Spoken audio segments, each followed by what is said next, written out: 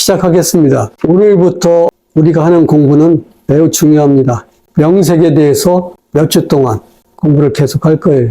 오늘은 명색을 구성하는 요소 2가지 중에 명신에 대해서 이야기하려고 해요.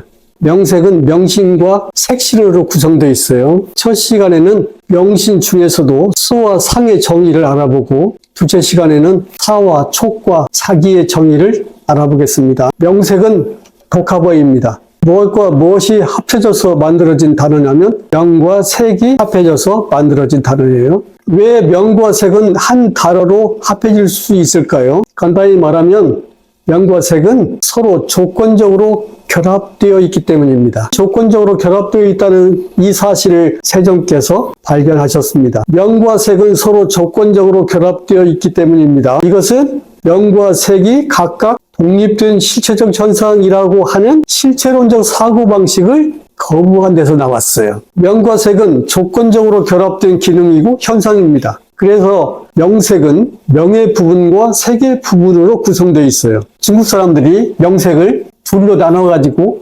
명신, 색신 이렇게 말한 것은 뭐예요? 그 신자가 부분이란 뜻이에요.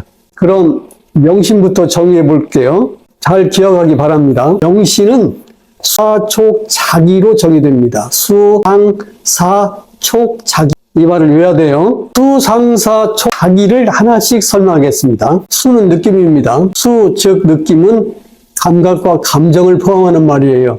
느낌은 어디에서 일어납니까? 육체에서 일어납니다. 어떻게 일어날까요? 느낌은 육체에서 접촉을 조건으로 일어납니다. 조건 발생이죠. 시각적 유형의 느낌이 일어나는 예를 한번 살펴볼게요. 안과 색을 조건으로 안식이 일어납니다. 이 세 가지가 결합하는 것이 시각 접촉이지요. 시각 접촉이 일어나면 시각 접촉을 조건으로 시각적 느낌이 일어납니다. 나머지 유형의 느낌도 이와 같은 방식으로 일어나요. 그래서 느낌은 6가지 유형으로 구별됩니다. 시각적 유형의 느낌이 있고 내지 정신적 유형의 느낌이 있습니다. 이 6가지 유형의 느낌을 육수신이라고 합니다. 느낌은 육수신으로 정의됩니다. 다음은 상의 정의를 알아봅니다. 상은 지각입니다. 육체에서 감각이 일어나고 감정이 일어나면 그 감정을 해석하고 판단하는 인식행위가 일어나요. 이 해석하고 판단하는 인식행위를 상이라고 합니다. 지각이라고 해요. 상, 즉 지각은 육체에서 일어납니다. 어떻게 일어날까요? 지각은 육체에서 접촉을 조건으로 일어납니다. 조건 발생이죠. 시각적 유형의 지각이 일어나는 예를 살펴볼게요. 안과 색을 조건으로 안식이 생겨나지요. 이 세 가지가 결합하는 것이 시각 접촉입니다. 시각 접촉을 조건으로 시각적 지각이 일어나요. 나머지 유형의 지각도 이와 같은 방식으로 일어납니다. 그래서 지각은 6가지 유형으로 구별됩니다. 시각적 유형의 지각이 있고 내지 정신적 유형의 지각이 있습니다. 이 6가지 유형의 지각을 육상신이라고 합니다. 지각은 육상신으로 정의됩니다. 지각에 대한 설명을 조금 더 하겠어요. 지각은 중요한 용어입니다. 왜냐하면 지각을 통해서 경험이 이루어지기 때문이에요. 지각 그리고 경험, 이것을 연결지어서 잘 기억을 해야 돼요. 세종께서는 다음과 같이 설하셨습니다. 감각하면 감각한 것을 지각하고, 지각하면 지각한 것을 식별한다. 감각하면 감각한 것을 지각하고, 지각하면 지각한 것을 식별한다. 세종의 말씀을 풀어볼게요. 감각한 것을 지각한다, 이 말은 감각한 것을 경험한다, 이 말과 같아요. 지각이 일어나면 경험이 일어나거든요. 지각은 감각한 것을 해석하고 판단하는 인식행위입니다.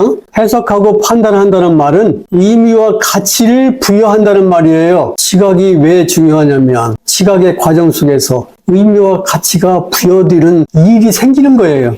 의미와 가치를 부여한다는 이 말은 중요한 말이에요. 왜냐하면 경험의 핵심 내용이 의미이고 가치이기 때문입니다. 감각하면 지각한다. 이 말 무슨 말입니까? 감각하면 경험하게 된다는 말이에요. 무엇을? 감각한 것을. 이렇게 경험을 하게 해주는 인식현상이 뭐냐면 지각이에요. 경험 속에는 뭐가 들어있냐? 의미와 가치가 들어있어요. 사람들은 감각현상에 의미와 가치를 부여해서 이미지를 만듭니다. 지각에서 중요한 것은 2가지예요. 의미와 가치를 부여하는 행위가 일어난다. 또 그렇게 해가지고 감각현상을 이미지로 만든다. 이렇게 만들어진 이미지, 이것이 지각입니다. 이 이미지는 개념적인 이미지죠. 인간의 그 정신 활동에서 만들어진 개념의 일종이에요. 지각에 의해 의미 있고 가치 있는 개인적인 이미지가 만들어지는데 이것이 개인적인 경험이에요. 경험은 두 부부가 똑같이 바닷가에 가도 경험을 공유하기가 어려워요. 왜 그래요? 그 바다를 보는 감각 현상에서 의미를 부여하고 가치를 부여하는 것이 자기중심적이거든요. 그리고 이미지를 만드는 것도 자기중심적이거든요. 이런 이유로 경험은 지각경험 또는 감각적 지각경험이라고 부릅니다. 경험을 지각경험이라고 하기도 하고 감각적 지각경험이라고 하는데 그 이유가 여기에 있다 이 말이에요. 감각한 것을 지각한다는 뜻은 알겠어요. 그렇다면 지각한 것을 식별한다는 말은 무슨 뜻일까요? 지각한 것을 식별한다. 지각한 것을 식별한다. 이 말은 무슨 뜻입니까? 세종께서는 식은 수집가이다라고 설하셨어요. 식은 뭐다? 수집가. 그러니까 식은 비유를 하자면 골두품 가게 아저씨 같은 사람이야. 세종께서는 식은 수집가이다 라고 말씀을 하셨는데요. 이거 무슨 말입니까? 식은 이러저러한 지각 경험을 식별하고 수집한다 이런 뜻이에요. 수집하기 위해서는 식별이 먼저 일어나야겠지요. 다짜고짜 막 적여놓을 수는 없잖아요. 지각 경험을 식별하고 수집하기 때문에 그 경험 속에 있는 의미와 가치가 어떤 것인가 식별을 통해서 알아요. 그래서 자기가 이것은 쌓아둬야 되겠는데 이것은 모아둬야 되겠는데 이런 것을 갖다가 모으는 거예요. 그러면 수집해서 어떻게 할까요? 식은 이러저러한 지각 경험을 식별하고 수집합니다. 수집해서 어떻게 할까요? 보관하고 저장합니다. 저장하는 행위가 기억이고요. 저장하는 영역이 기억이에요. 식별이 안 일어나는데 기억이 따라온다? 그건 있을 수 없어요. 왜냐하면 기억은 식의 하부 구조라고 알려져 있어요. 식이 있는데 그 식의 하부에 그 어떤 구조가 있는데 그게 기억이다. 이렇게 설명하는 거죠. 한 개인의 기억에는 일정한 기억의 양식과 일정한 기억의 영역이 있습니다. 이 양식과 영역에 대한 공부는 전주에 했죠. 이육내입체와 육유입체를 할 때 했잖아요. 그러니까 한평생 기억의 창고에는 무엇이 모이고 쌓이겠습니까? 개인의 특징을 드러내는 자기중심적이고 주관적인 경험들이 모이고 쌓이겠지요. 저한테 조언을 청한 아가씨들에게는 이렇게 말해요. 네가 선택할 수 있는 남자가 어떤 사람인가를 알아보려면 그 남자의 기억 속에 저장된 경험들이 어떤 것인가를 확인해봐라. 처음에 확인이 안 돼요. 좋은 말만 계속 하니까. 그런데 조금 편해지면 이 본색이 나타나죠. 이 본색이 나타난다는 건 뭐예요? 기억의 창고 속에 들어있는 경험이 튀어나와요. 이 생에는 안 나온 경험이 있어요. 왜 안 나왔을까요? 경험이 아무 때나 튀어나온 게 아니라요. 밖에서 어떤 조건이 불러야 나와요. 이 생에는 안 나타났어요. 그럼 다음 생에는 안 나타나냐? 다음 생에도 나타나고 그 다음 생에도 나타나서 언제 나타날지 몰라요. 이 땅속에 여러 가지 씨들이 들어있죠. 세조는 인간의 식을 씨앗에 비유했어요. 씨앗이 땅에 떨어지죠. 땅속에 숨어있죠. 한날 한시에 씨앗이 막 움툽니까? 안 그래요. 봄이 되면은 잽싸게 나오는 놈들이 있어요.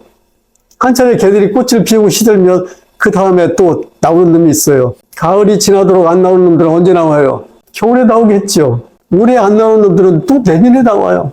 이집트의 피라미드에서 나온 연자가 있었는데, 연꽃 씨앗이 있었는데, 그게 한 3000년 됐대요. 그것을 갖다가 꽃을 피웠답니다. 좀 징그럽지 않아요? 여러분이 한번 식별해서 경험한 거, 그것은 식의 씨앗으로 축적되어 있는 거예요. 언젠가는 나타납니다. 이렇게 개인은 감각한 것을 지각하고 지각한 것을 식별해서 기억의 창고에 쌓아둡니다. 이것을 축적이라고 그래요. 쌓아둘 때 뭘로 쌓아두냐면 존재로 쌓아둬요.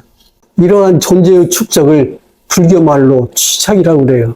지각은 경험입니다. 경험은 의미와 가치를 부여하는 행위지요. 수와 상에 대한 첫 시간 공부를 마칩니다.